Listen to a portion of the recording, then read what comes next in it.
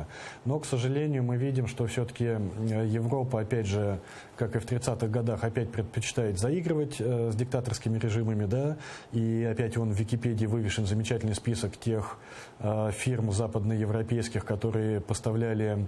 и оборудование, там, и все что угодно для строительства Крымского моста на аннексированную территорию. И Макрон, он сейчас с Путиным опять обзанимается, да, и Меркель уже там приехала, и Северный поток-2, я думаю, они продавят, я думаю, они все-таки продавят, да. И вот если Владимир Владимирович Путин опять поймет, что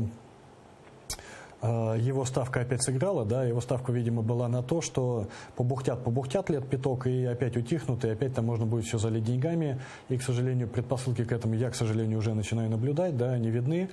и вот если он поймет, что его ставка сработала и в этот раз, ну, тогда можно ожидать больших проблем. Как все будет развиваться, мы с вами понятия не имеем,